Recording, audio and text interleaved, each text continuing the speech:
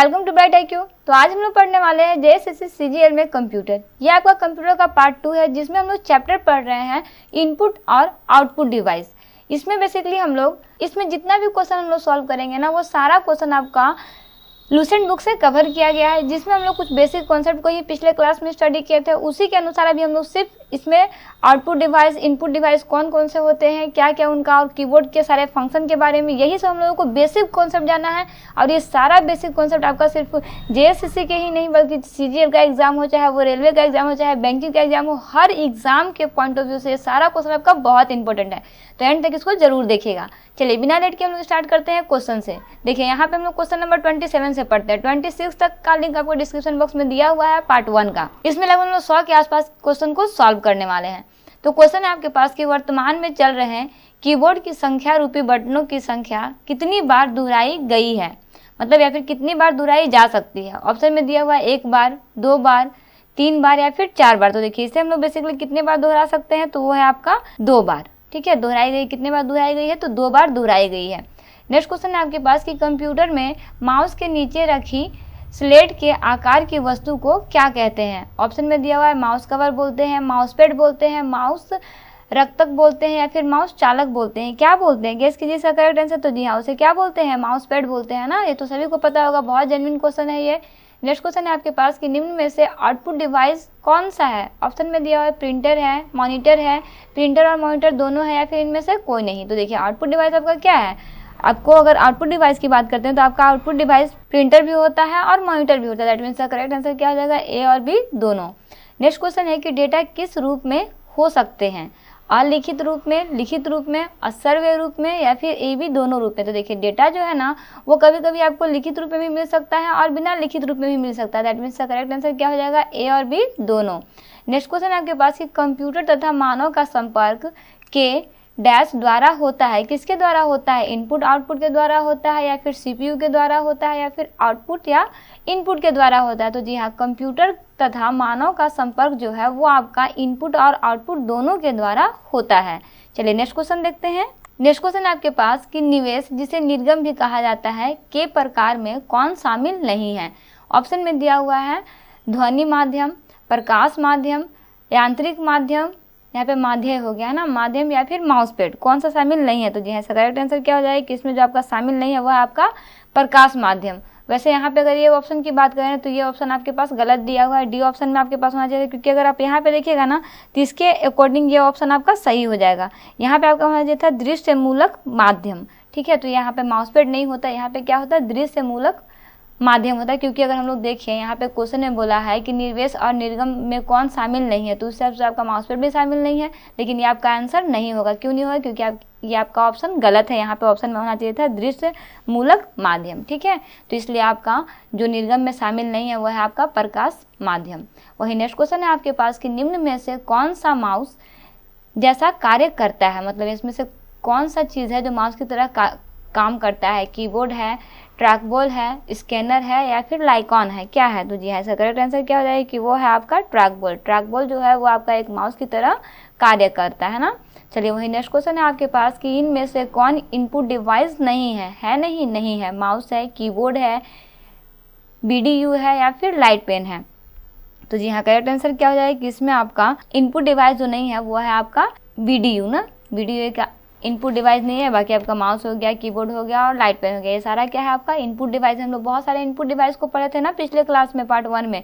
मैं सबसे पहले आपको यही बताई थी कि इनपुट डिवाइस कौन कौन से हैं और आउटपुट डिवाइस कौन कौन से हैं। देखो मैं लिखी तो नहीं थी, लेकिन मैं बस सिर्फ बोली थी। अगर उन सारे को आप अगर ध्यान से याद रखोगे ना तो यकीन मानिए आपका इनपुट आउटपुट डिवाइस में कोई भी दिक्कत नहीं होगी, क्योंकि लूसेंट बुक में जितना आपका आउटपुट और इनपुट डिवाइस कवर किया गया वो सारा मैं आपको स्टार्टर में ही बता चुकी हूँ। तो अगर अभी तक आपने उस वीडियो को नहीं देखा है तो लिंक डिस्क्रिप्शन बॉक्स में दिया हुआ है, वहाँ से आके उस वीडियो को स्टडी कर सकते हैं।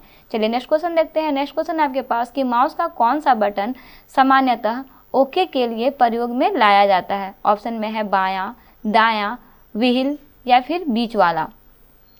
तो जी हाँ, इसका करेक्ट आंसर क्या हो जाएगा कि वो है आपका बायां। हम लोग बाएं बटन का यूज़ करते हैं ना ओके करने के लिए, कभी भी सामान्यतः नॉर्मल वे में ना।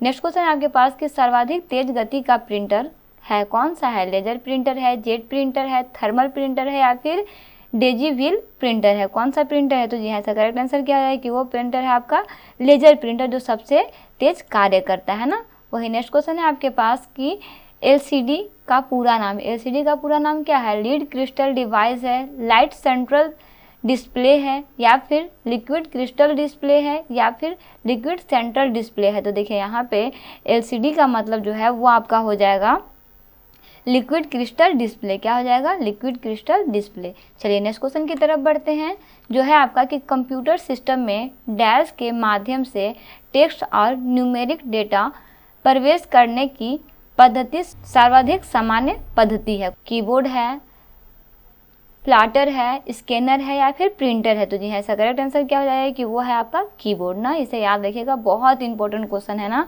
चलिए वही नेक्स्ट क्वेश्चन की बात करते हैं, जो है आपका कि आउटपुट डिवाइसेस निम्नलिखित संभवतः बनते हैं। किस चीज़ से बनते हैं? डेटा देखना या प्रिंट करना, या फिर डेटा स्कैन करना, या फिर डेटा इनपुट करना, या फिर इनमें से कोई नहीं। तो जी हाँ, इसका करेक्ट आंसर क्या हो जाएगा कि ये आपका आउटपुट डिवाइस जो है वो संभवतः डेटा देखने और प्रिंट करने का कार्य करता है ना। चलिए वही नेक्स्ट क्वेश्चन है आपके पास कि डॉक्यूमेंट की हार्ड कॉपी डैश की जाती है। क्या की जाती है? प्रिंटर पर प्रिंट की जाती है, हार्ड डिस्क में स्टोर की जाती है, सीडी पर स्टोर की जाती है, फिर इनमें से कोई नहीं। तो जी हाँ, इसका करेक्ट आंसर क्या हो जाएगा कि डॉक्यूमेंट की हार्ड कॉपी ना बेसिकली प्रिंटर पर प्रिंट करके रखी जाती है। जैसे हम लोग हार्ड कॉपी बोलते हैं ना। सॉफ्ट कॉपी आपका हो गया जो आपका सिस्टम में रखा हुआ है, हार्ड कॉपी हो गया जो आपका बाय फिजिकली आपको दिखाई देता है ना, जैसे मतलब कागज़ के फॉर्म में बोल सकते हैं।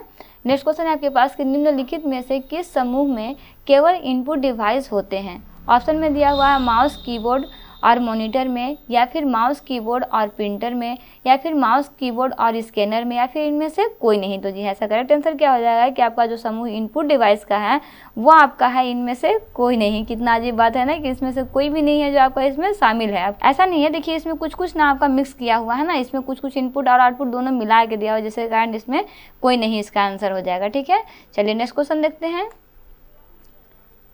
नेक्स्ट क्वेश्चन है आपके पास कि निम्न में से किस समूह में केवल आउटपुट डिवाइस है? देखिए वहाँ पे इनपुट डिवाइस है, यहाँ पे आउटपुट डिवाइस है। स्कैनर, प्रिंटर, मॉनिटर, या फिर कीबोर्ड, प्रिंटर, मॉनिटर, या फिर माउस, प्रिंटर, मॉनिटर, या फिर प्लाटर, प्रिंटर, मॉनिटर। क्या हो जाएगा इसका करेक्ट आंसर? तो जी हाँ, वो है आपका प्लाटर, प्रिंटर, मॉनिटर। ये आपका करेक्ट आंसर हो जाएगा इसका कि आउटपुट डिवाइस का समूह है ना।